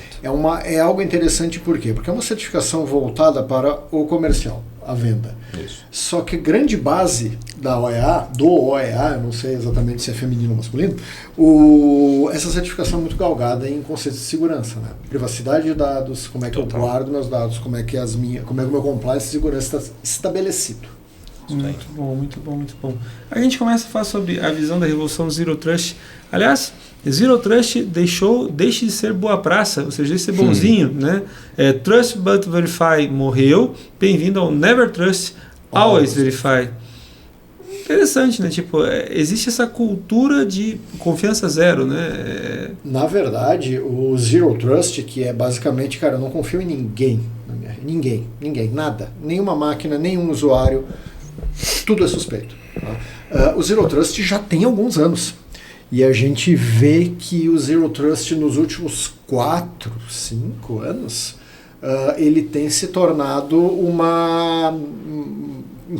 a escolha mandatória. Padrão. Então o Zero Trust é a meta a ser atingida a curtíssimo prazo pela grande maioria do mercado. Vamos lá, gente. A gente tem que analisar. E quando fala sobre Zero Trust, tudo isso pode soar estranho. Nada é confiável, nada. O grande ponto, e óbvio que essa mensagem dita dessa forma fica apocalíptica, né? Mas imagina, por exemplo, você ter um super usuário com super permissões que pode eventualmente afetar o comportamento do sistema. Velha, eu sou dono, eu faço o que eu quero, certo? Basicamente, todas as redes têm um desse, lembrem disso. Mas assume o seguinte, eu sou dono, eu faço o que eu quero, ótimo, certo? Eu sou dono, eu faço o que eu quero, e aí eu sou eventualmente coagido a fazer alguma coisa que alguém quer. Né? Então, mesmo que o próprio conceito de superusuário dentro de uma rede eleva e expõe uma fragilidade gravíssima de segurança. Correto. Né? Então, poxa, eu sou dono e faço o que eu quero, até eu ser coagido. E daí alguém tem acesso a todas as contas da empresa e eventualmente movimenta algo que não poderia movimentar. Né? Aí você sequestra eventualmente alguém da família para poder fazer com que esse superusuário faça coisas que Então, a cultura do Zero Trust, ele não fala sobre efetivamente dizer que ninguém é confiável, mas é que o comportamento das pessoas pode não ser confiável o tempo todo. O que acontece? A gente já viu casos de verdade de pessoas serem coagidas abaixo na mira de armas, física, né? Sim. Então, para fazer exatamente o que tu citou, né? Usuários ou pessoas que têm acessos privilegiados a determinadas rotinas dentro de uma companhia serem feitas de refém. Então, o que o Zero Trust trata? Que essas pessoas, esses cargos não existam? Não é isso. Tá? É o monitoramento do comportamento de quem exerce esse cargo. Está tudo normal com esse meu super usuário? Ele está acessando isso em condições normais, de temperatura e pressão, valores movimentados ok, enfim, toda uma checagem comportamental para que essas movimentações sejam feitas de maneira ok. Mais uma vez, né? Zero Trust não é sobre não confiar em ninguém. É sobre dizer que o comportamento de ninguém é garantidamente confiável o tempo todo. E as pessoas podem falhar por diversas razões. Pode ser por negligência, né? Simples falta de consciência do problema. Muitas pessoas que se expõem a riscos em segurança não têm consciência do risco em que estão se expondo, certo? Muita gente pensa que, poxa, essa senha que eu estou repetindo aqui, poxa, aquela coisa, tipo, política idiota essa da área de segurança que me pede para mudar de senha de tempos em tempos. Trocar senha. E por que eu não posso repetir a senha que eu já utilizei outro dia? É difícil, eventualmente, você explicar isso para as pessoas. Por quê? Porque nem sempre... esse é um ponto que eu acho que é importante, tá? A raiz da falta de confiança não está necessariamente no fato das pessoas serem mal intencionadas, mas às vezes simplesmente indisciplinadas ou ignorantes. Sempre assim. Só para trazer um case, eu me lembro que há muito tempo atrás eu participei de um estudo que estava sendo feito numa empresa, onde tinham atacado a API da empresa, né, para tentar entrar, né, com uma base de dados que tinha sido vazada na internet. E para algumas pessoas que estavam naquele sistema daquela empresa, o pessoal até conseguia trocar a senha. Por quê? Porque a senha que estava sendo usada no usuário da API era a mesma senha do e-mail. Eu acho e aí o cara usava o e-mail e o usuário... É interessante porque na Exime a gente tem o privilégio, né, de apoiar empresas gigantes na resolução de conflitos e problemas de segurança. Mas quando a gente vai descrever, até por uma questão de NDA, mas uma série de processos, você fala, então, eu participei há algum tempo de um incidente em uma empresa onde o problema estava relacionado com algo e aí você vê aquelas pausas, né, de verificação, será que eu posso falar sobre? Que vai colocando o pé, né, para ver a profundidade. Estava falando naquela empresa sobre um problema relacionado há um certo tempo. E aí a descrição fica meio vaga, né? E ela é intencionalmente vaga, porque não tem como ser diferente. Não dá para apontar, né? Não, mas é bacana, porque você faz um esforço, eu vou contar uma história, né? Tipo, há um tempo atrás, eu estava em algum lugar fazendo alguma coisa que me levou a um problema, que foi grave. Entretanto, no nível de gravidade que não posso escrever. Confia em mim. Mas, por sorte. E esse ponto... extremamente subjetivo. Confia em mim que a gente Mas vamos lá, quando a gente fala sobre, de novo, Zero Trust, a gente, mais uma vez, é importante você entender que Zero Trust não significa não confiar em ninguém.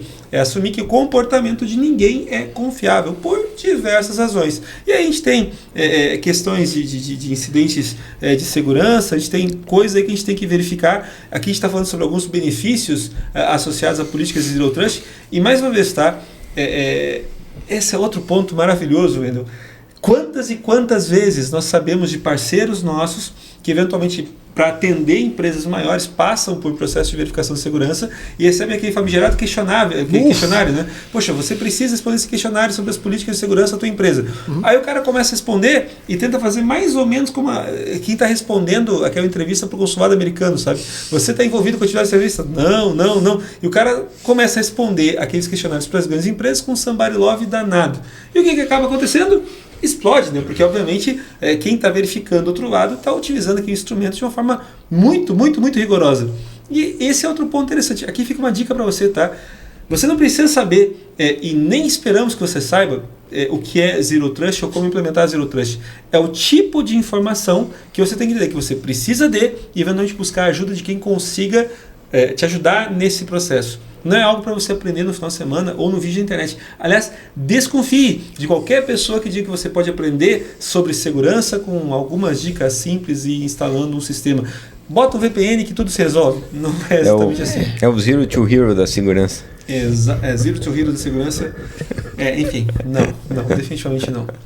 Bom, aqui a gente tem mais alguns números. Poxa, apenas 25% das organizações acreditam que sua arquitetura atual alinha com o princípio Zero Trust. Esse é outro ponto bacana, tá? Quando você fala sobre Zero Trust, você fala sobre um conjunto de princípios, né, que a gente tem que observar e verificar com muito cuidado. E vão gerar de novo em processos, né? Sim. Muito bom, muito bom, muito bom. Avançando, ROI da segurança. Isso é difícil de calcular, certo? Né? É difícil, mas dá para a gente ter uma bela avaliação, né? Então a gente tem uma série de métricas aqui que a gente consegue trazer e a gente começa a ter uma boa ideia. A principal delas, Alemar, é aquilo que a gente falou, né? O custo evitado de violações. Né? Então, tipo, hora parada por conta de uma violação, né? Esse tipo de coisa a gente consegue estimar, né? Redução de downtime. O downtime também, ou seja, se eu tenho uma parada hoje, exemplo bobo, né? A gente tem uma parada de meio-dia, tá? Se eu consigo modificar a minha rotina de backup com, enfim, ferramenta, tecnologia, processo, seja lá o que for, e eu reduzo de meio-dia para 40 minutos, quanto de economia eu tive nisso? Bastante, né? É um cálculo muito parecido que tu faz no DR, né? Exatamente. O investimento que tu vai fazer em DR, tu tem que saber mais ou menos calcular o tempo que tu vai ficar fora, né? Eu acho que a grande mensagem aqui é o seguinte, você falar sobre segurança implica em você falar sobre ROI. Tudo precisa trazer alguma visão de ROI. Aliás, por que falar sobre ROI é tão importante? Porque quando você vai para a sala do board, o ROI é o ponto relevante que tem que ser verificado. Alguma coisa que a gente tem que destacar de fato aqui, Minas? Um termo que o Michael me chamou a atenção, que é um termo um pouco diferente, né? Que o pessoal cunhou como ROSE, né? Que é o Return of Security Investments, né? Então tem que são os benefícios do investimento menos o custo do investimento, né? Acho que para tentar sintetizar, a gente falou, todas as iniciativas elas vão exigir do board, elas vão necessitar de ROI de alguma forma. Então, assim, eu acho que ter métricas de segurança nos ajudam a tangibilizar essa questão do ROI, tangibilizar o quanto eu estou evitando de risco, tangibilizar o quanto a gente está com essas questões otimizadas e tratadas para que não aconteçam os incidentes. Então, essa é uma boa métrica. O segundo bloco aqui, ele traz 4 exemplos de iniciativas de segurança que tem um retorno comprovadíssimo. Que comprovam, né? Então, é o Shift Left, a segurança desde o começo, a automação de segurança usando IA, Zero Trust e plano de resposta a incidentes, recuperação de desastre.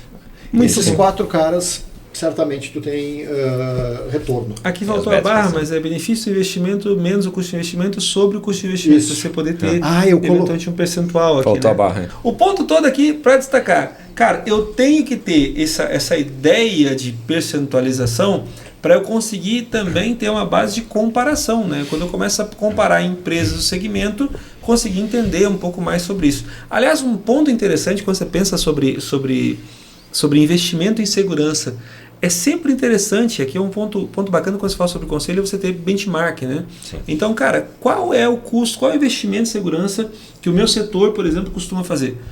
Se você está numa área financeira, é normal que o seu investimento em segurança seja maior do que eventualmente você está trabalhando numa outra visão. Porque aqui, sendo malvado, né? Não está necessariamente sobre aquela ideia da analogia das 2 pessoas no meio da mata correndo do leão, né? Não é só você correr mais rápido que o leão, é só você correr mais rápido que a pessoa que está do seu lado. Certo? Então, por exemplo, quando você fala sobre segurança e investimento seguro em segurança, cara, quanto que o meu setor investe? Se você está investindo muito mais do que o teu setor, é um ponto a se verificar. Se você está investindo muito menos do que o teu setor, é um ponto a se verificar. Talvez você esteja investindo melhor. Né? Mas essa é uma discussão. Quando você fala sobre análise de risco, esse é um ponto interessante, né, meu amigo Michael?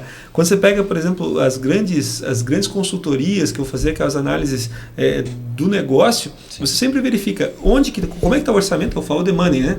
Onde que eu estou colocando dinheiro? E aí você começa a olhar, qual é o gasto em segurança? E aí você olha, poxa, o que eu boto como ponto de atenção? Não é sobre risco. Ponto de atenção. O meu gasto de segurança está muito acima? Ponto de atenção. Mas existe um porém, né, Lemar, que é a questão. Existem clientes da Exímia que eu seguramente te falo que ditam regra. Então nós temos clientes da Exímia que investem em segurança muito mais que outros. Pesado, né? Porque são líderes absolutos de mercado, eles precisam. Esse tipo de coisa é fora da curva. Então talvez o teu caso de estar investindo muito precisa de um pouco de autoanálise. Nossa, eu sou o líder absoluto no meu segmento, eu dito as regras disso aqui. Anos atrás, estava dando, isso aqui eu posso falar publicamente sem problemas, eu estava dando uma mentoria para o Banco do Brasil, né? E nós falávamos sobre aspectos de segurança. E eles comentavam, poxa, Elemar, nós temos que pensar em investir potencialmente mais em segurança, porque de fato o Banco do Brasil é mais atacado.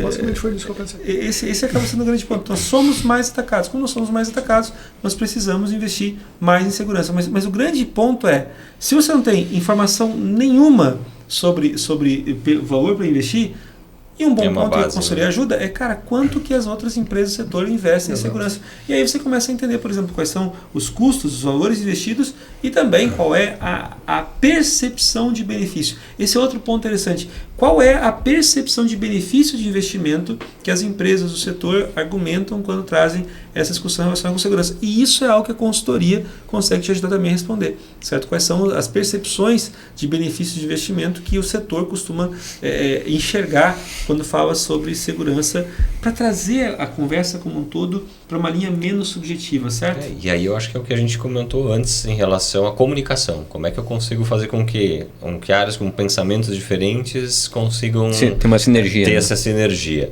Através de métricas, através de uma comparação, de um baseline.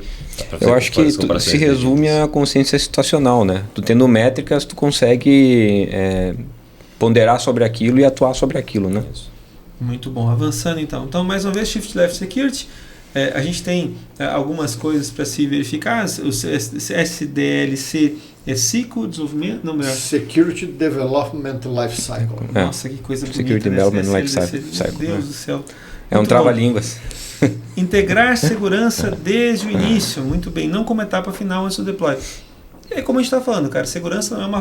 Vamos lá. Se segurança não é uma área isolada de conhecimento, não é um silo dentro da empresa, segurança também não é fase em projeto.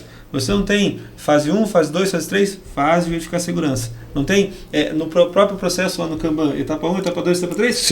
Etapa da segurança como... Não. Segurança é algo que precisa ser integrado em todas as atividades com ações proativas e também reativas. Ou seja, eu preciso ter um entendimento de como que eu oriento o Douglas para que ele desenvolva de maneira segura e como que eu verifico se o que o Douglas entregou foi entregue também de maneira segura. Ou seja, é treinar para o antes, acompanhar o durante e suportar o depois. Aí, veja bem, se tiver, no teu exemplo, só numa etapa no final, no meio do caminho, aí vira custo, aí vira atraso.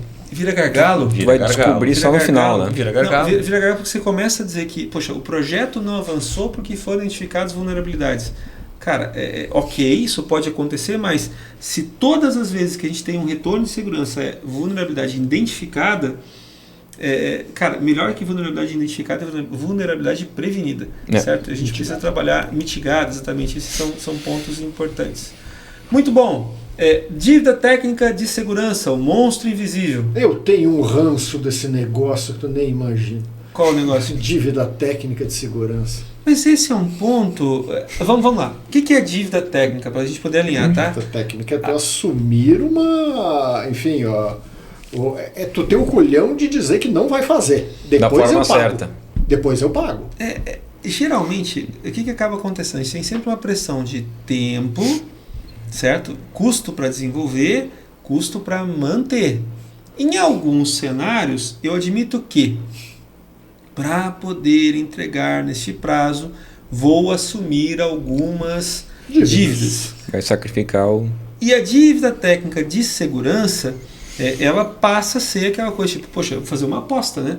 Eu vou roleta russa. Tem culhão, hein? Mas... E agora, esse é o grande ponto, Wendel. É o tipo de dívida que só poderia ser assumido por quem realmente entende quais são as implicações dela. Ponderar esse tipo de coisa é muito assertivo, porque assumir uma dívida técnica de segurança, ela basicamente é o que tu falou, é roleta russa. Pode dar muito certo, agora se der errado vai dar muito errado.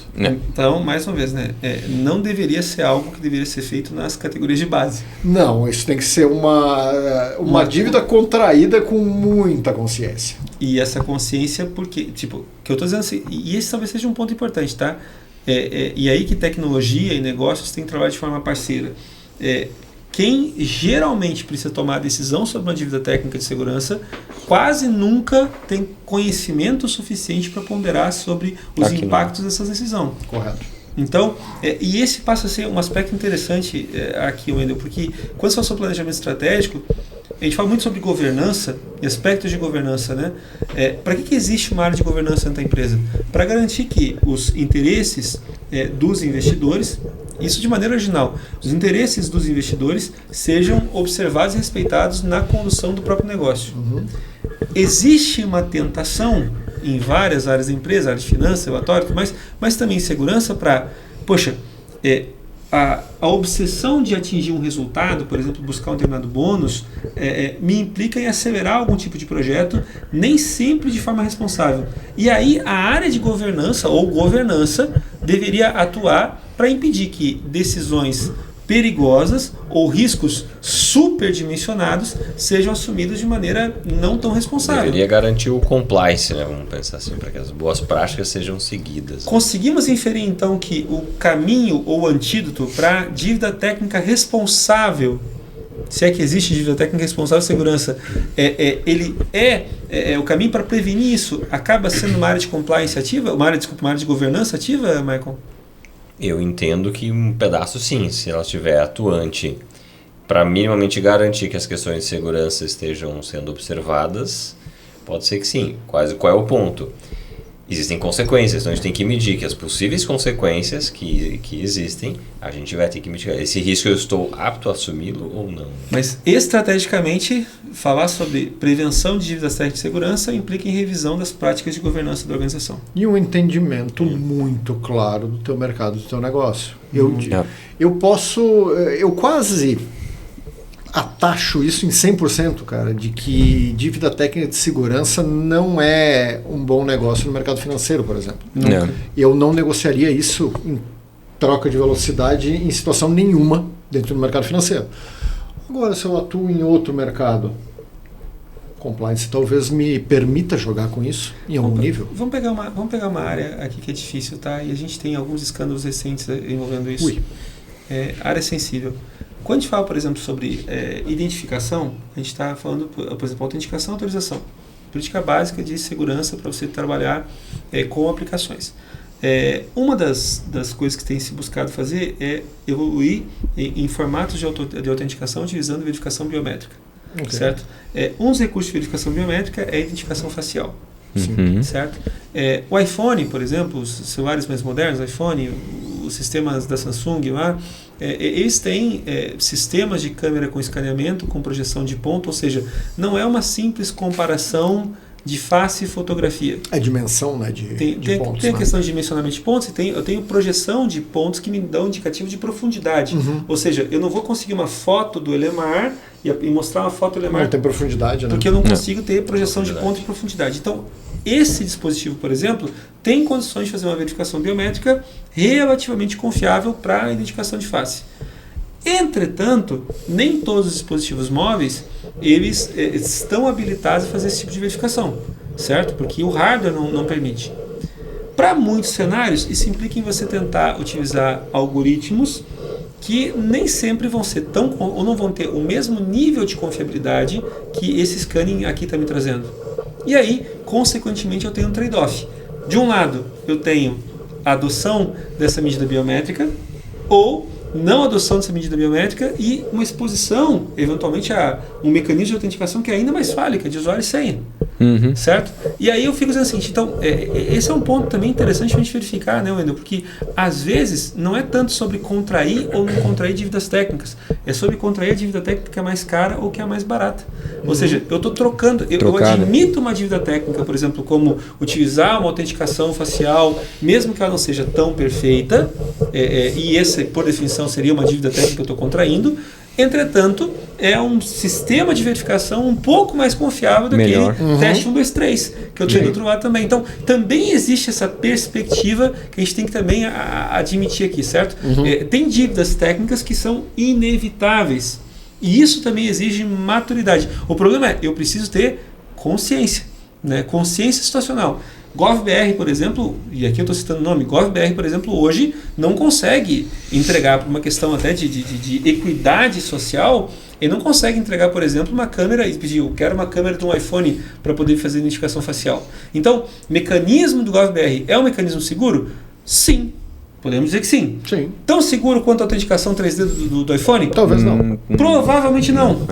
Agora, essa é uma dívida técnica consciente que GovBR daqui a pouco tem que admitir para fazer um trade-off que atenda, que equalize todos os usuários, né? A gestão de dívida técnica demanda consciência situacional e, eventualmente, ponderação sobre o ambiente em que eu estou operando. Entendimento. Certo? Corretíssimo. Muito bom. E aqui, então, nós temos alguns níveis de maturidade. Aliás, esse é um ponto importante, tá? Porque esses níveis de maturidade, ou modelos de maturidade, sempre ajudam executivos a ter um entendimento um pouco mais claro. Eu tenho aqui nível 1, 2, 3, 4 e 5, meu amigo Wendel. A gente trocava uma ideia bem interessante, eu e o Michael, sobre esse modelo de maturidade.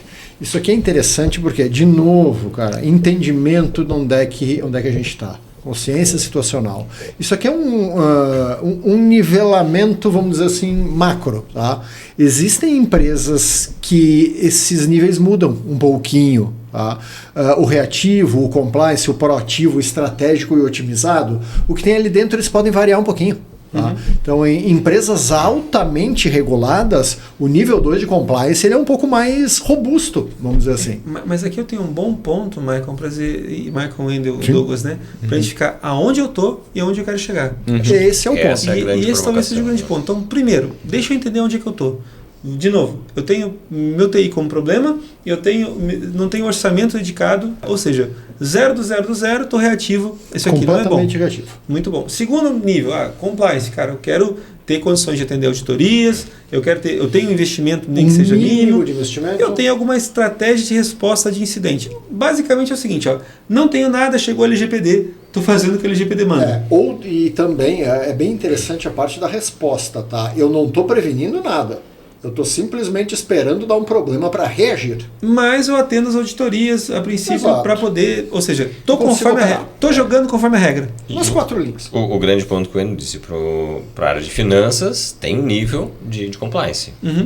Para a indústria, o nível é outro de compliance. O nível 2 de maturidade dessa escala para uma empresa altamente regulada é diferente de um nível 2 para uma empresa com baixa regulação. Porque na prática as auditorias às quais eu tenho que me submeter são outras. São menos profundas, vamos dizer assim. Na área de segurança. Agora, quando eu vou para o nível 3, que é proativo, eu já começo a ter investimento consciente.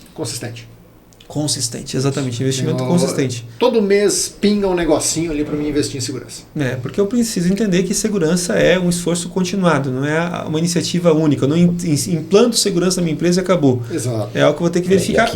Até porque o processo é dinâmico, os softwares mudam, a empresa muda, então... As ameaças mudam. Que a gente começa a ter os processos integrados, então já tem um nível de maturidade mais interessante aqui, né?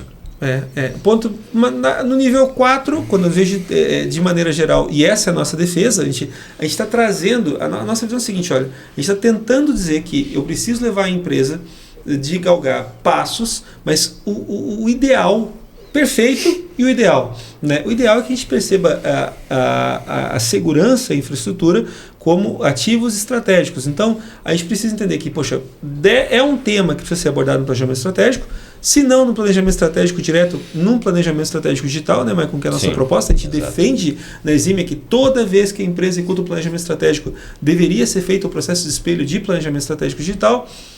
A gente defende a presença de um CISO, de novo, CISO é o cara que está respondendo por segurança em nível estratégico, certo? A gente entende que esse cara precisa existir no C-Level, e um ponto importante, óbvio que isso vai depender do tamanho da organização, então, poxa, eventualmente você pode ter um CIO acumulando essa função, mas de maneira mais ampla a gente entende que um especialista em segurança passa a ser indispensável quando você tem uma empresa de uma certa escala.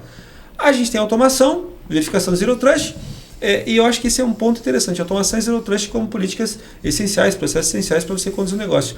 Idealmente, o que a Eximia defende, o que nós defendemos é fazer uma caminhada consistente, se possível sem saltos também, né? Porque a gente precisa amadurecer, certo?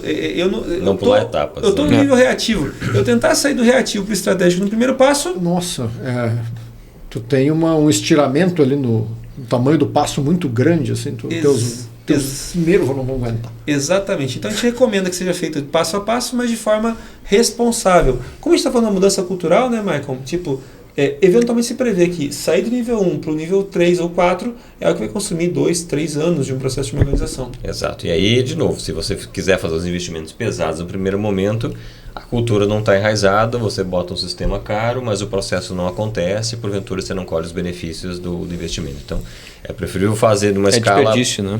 Exato, não vira desperdício, eu acho que esse é o grande ponto. O crescimento regular e pausado, ele te traz maturidade. Tu colocar um investimento enorme e gigante sem maturidade, ele vai te levar para aquela armadilha de, cara, compra a ferramenta. E não é só comprar a ferramenta. Sim. É importante, é legal, ajuda muito, muito, muito. Tá? Só que tem que ser feito com consciência. Essa consciência se constrói aos poucos. Muito bom. E interessante perceber, inclusive no otimizado, que você já trata a segurança como diferencial competitivo. Certeza. Isso vai ser mais relevante para alguns setores do que para outros, sem sombra de dúvidas, e é importante que você observe também se esse tipo de observação, ter segurança como diferencial competitivo, é algo que faz sentido dentro da minha organização. Mas um bom nível de maturidade, essa descrição desse nível de maturidade, é algo que, sem sombra de dúvidas, faz toda a diferença, certo? Certo. Muito bom. Bom, conversão e ação, e aqui, já caminhando para o final, acredito nós, né, nós temos aqui algumas observações e recomendações práticas, né, com relação a essa verificação. Primeiro, mais uma vez, tentar fazer escolhas de cibersegurança partindo do ambiente de navegação, segundo, reativo, terceiro, estratégico. Fazer essas 3 escolhas, mas apenas uma é inteligente. Qual é a inteligente? Ser estratégico, né? Negação. Ser estratégico. Negação não parece ser o caminho. E de novo, né, a gente adequado. fala de consciência situacional. Onde é que a gente está, qual é o ponto que a gente está e o que a gente quer escolher como segurança. Mas, mais uma vez, se eu estou no ambiente de negação, tentar pular da negação para o estratégico... É um salto grande. Então, tu tem que... as coisas, elas têm que ser pausadas. A gente não consegue escalar do 0 ao 100 do dia para a noite. E aí, de novo, acho que é só importante a gente colocar aqui. Quando se fala de planejamento estratégico, você não está planejando os próximos 3 meses, um ano, 5 anos, né? Olha um pouco mais para frente. Óbvio que com toda a aceleração que a gente tem recente, não vai olhar muito para frente, mas no mínimo você tem que ter onde eu quero chegar, né? E aí sim que a provocação é para ser estratégico. Então, mesmo que eu entenda que tenha camadas que eu deva seguir, eu preciso olhar estrategicamente onde a gente quer chegar, o que faz sentido para a nossa organização e entendendo o nosso crescimento, o nosso mercado, enfim, onde a gente vai atuar e qual o nível de investimento que a gente vai colocar nos próximos anos. Né? Muito bom. Então é estratégico ser experimental, desde que a experimentação não seja insegura. Nem inconsequente. Exatamente, muito bom. Aqui a gente tem algum roadmap de transformação, então a gente fala sobre uma avaliação. É interessante você ter esse processo de fazer essa visão, avaliar, ganhar consciência situacional, avançando para uma visão de alinhamento estratégico, conseguir costurar acordos, combinado, não sair nem caro nem barato, implementar aquilo que se reverta em quick wins.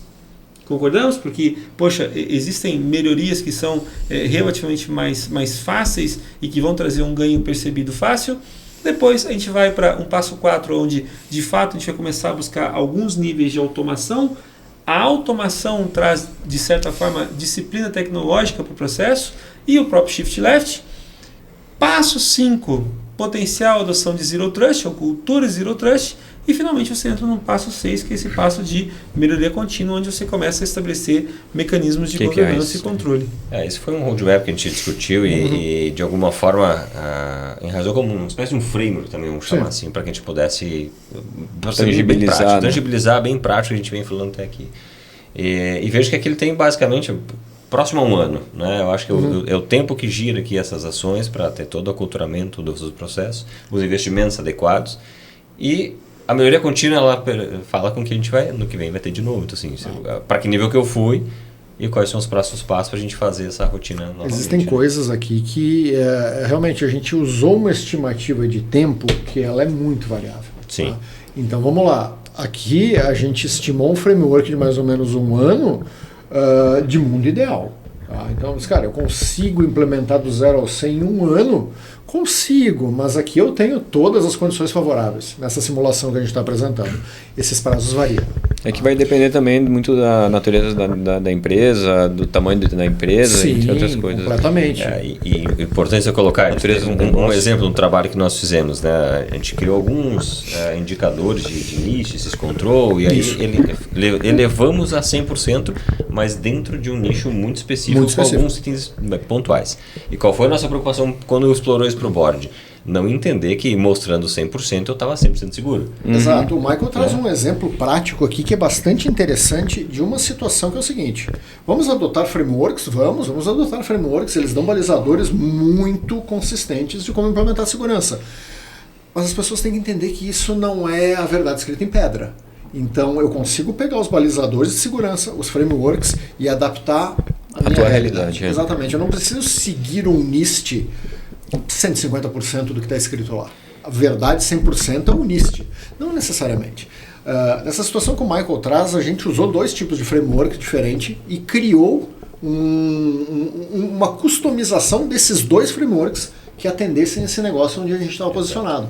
Então ali a gente conseguiu refletir ações segmentadas, pautadas em 2 ou 3 braços de segurança ali dentro, 3 braços, que conseguiram nos refletir indicadores numéricos. Foi bem interessante. De novo, né, o roadmap que ele falou em um ano, mais ou menos, mas é do nível do ponto A para o ponto B. Sim. Mas, assim, aí que a gente acabou de tratar antes em que nível que eu estou, que nível que eu quero chegar e quais são os meus passos que eu consigo dar. Então, esse roadmap ele vai eu diria que é uma linha bem interessante para as pessoas que estão vendo a gente pegarem o título de cada uma das fases e aqui elas poderem exercitar um pouquinho da imaginação e do autoposicionamento, da consciência do próprio negócio. Exatamente. O passo 1 a gente chama, é um adendo que eu faço, que a gente fala de avaliação brutal. Eu considero de suma importância essa avaliação brutal mesmo. Tá? Então é sem panos quentes. Tá? O que eu tenho de segurança? Como é que eu estou? Essa avaliação, normalmente, ela nunca é bacana. Tá? Ela sempre traz uma realidade dura e feia. E um ponto importante também para a gente admitir é o seguinte, né? Você tratar um problema implica em você expor ele, né? E essa exposição revela eventuais fragilidades que não se quer reconhecer, né? Perfeito. E esse é um primeiro ponto onde a gente fala sobre, talvez aqui o primeiro estouro de prazo, né? A gente fala sobre fazer isso num primeiro mês. Poxa, isso implica em você conseguir acordo e liberações e acesso e facilitações que nem sempre estão disponíveis, porque afinal de contas as pessoas têm medo, muitas vezes de forma justificada, de uma caça às bruxas que não ajuda ninguém. É interessante falar que essa avaliação brutal não é uma caça às bruxas. Não, né? ela muito pelo contrário, é identificar as bruxas para que elas sejam bem tratadas. As oportunidades de melhoria. A verdade é uma avaliação brutal, ela pode ser... Tu não precisa de um consultor para fazer isso, tu pode tu mesmo fazer isso com a tua própria empresa. Mas é aquela coisa, tu tem que ter um sangue frio de uma maneira que tu vai ter que reconhecer pontos fracos que tu teria um pouco de vergonha. Embora santo de casa não faça milagre quase nunca, né? O recomendável mesmo pega alguém, como é que chama? Fora completamente da sua realidade. Alguém que seja neutro. Exatamente, com neutralidade. E com neutralidade, que possa te dar opiniões francas e honestas. Tá? E acho que além de tudo, o processo da consultoria que te ajuda é trazer não uma visão tão específica, uma visão um pouco mais ampliada de outras dimensões que porventura não esteja vendo. Eu acho que santo de casa não faz milagre, né? E para te conseguir ter uma boa resposta numa avaliação dessas, tu tem que conhecer o mínimo de segurança, né? E muitas vezes tu tenta fazer de casa. Não, vamos lá, gente. Você não contrata a avaliação de um não médico para fazer uma identificação de eu sou desenvolvedor e tenho um pouco conhecimento de segurança. Vou fazer uma avaliação, certamente eu vou deixar uma série de eu nunca fiz isso. Esse é um problema. Você não pode discutir com os especialistas desde que sejam especialistas. Exatamente. Esse é um ponto importante. Muito bom. Muito bom. Segurança não é sobre orçamento, é sobre sobrevivência. Infraestrutura não é suporte, é base do negócio. Eu tô bom em criar essas frases aí de impacto, né? Tem umas que ficaram meio canastronas, mas isso aí ficou bom, eu gostei. Segurança não é sobre orçamento, é sobre sobrevivência. Esse aspecto é relevante, Wendel. A gente não pode ignorar isso de maneira alguma. Estou orgulhoso. Confesso que eu terei ela um pouquinho, então... Obrigado, Michael. Ele botou o acento no L. O acento agudo. O acento já é alteração, né? É isso aí. Bom. É importante. Ponto final. Muito bom, muito bom. Meninos, quero contar sempre com a ajuda de vocês para tratar de temas espinhosos, como, por exemplo, segurança. Segurança é um daqueles temas que não é sexy. É bem provável que quem nos acompanha aqui agora diga, poxa, por que eu estou falando sobre segurança? Porque, de novo, você só vai perceber o problema do seu descuido com segurança quando esse problema se manifesta. E quando se manifesta, costuma não ser legal. Então, embora o tema não seja necessariamente sexy, ele é necessário. E ele é estratégico. Esse é o grande ponto, né? Por quê? Porque você fala sobre continuidade, você fala sobre sobrevivência. Não há como crescer sem estar vivo, certo? Não dá para você fazer um negócio avançar sem ter um negócio. E, eventualmente, o descuido com a segurança faz com que você deixe de ter o negócio. E esse é o grande problema que a gente precisa prevenir. Por isso, falar sobre segurança é estratégico, certo? Quero agradecer mais uma vez a vocês, né, pela presença aqui. Maicon, muito obrigado pela discussão. Maicon traz essa perspectiva de como traduzir informações de tecnologia para o negócio, como levar essas informações para o board de maneira qualificada. Muito obrigado, Maicon, pela discussão hoje. A gente vai continuar conversando sobre isso.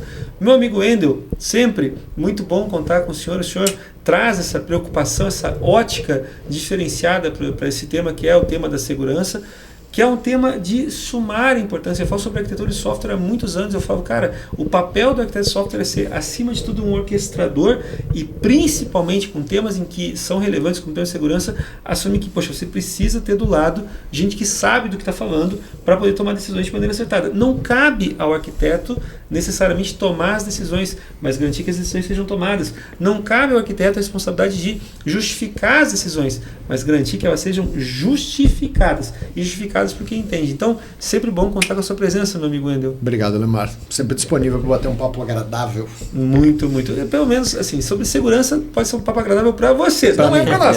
Mas ele para muitos não é. Então, eu agradeço a companhia, pelo menos. E o papo necessário. Necessário.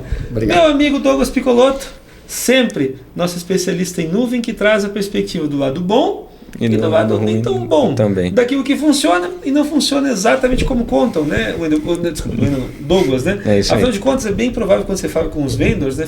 Os representantes do Azure, da AWS, do GCP, eles digam, não, fica tranquilo, nós aqui temos segurança, temos certificados, tudo está resolvido. Não está, né, Douglas? A gente precisa ter esse entendimento, a gente precisa fazer a nossa parte. Exatamente, eu ia falar justamente isso. O do lado deles está resolvido, o nosso aqui a gente tem que tomar cuidado, né? Exatamente.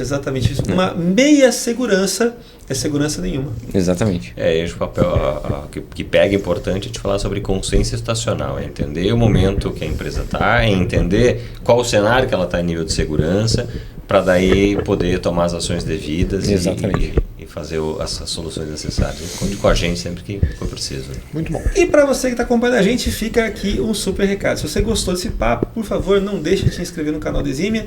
Também ative as notificações. Dessa forma você ajuda o YouTube a entregar para você conteúdo que te interessa. Se você gostou desse vídeo, manifestando para o YouTube que você gostou dele, você vai receber mais conteúdos como esse. Além disso, se você ficou com alguma dúvida, eu fiquei com várias, tá? Mas não dá tempo para responder tudo aqui. Deixa as suas questões nos comentários, fala sobre que conteúdo você gostaria de ver aqui no canal da Eximia. Para a gente vai ser um prazer produzir esse conteúdo para você.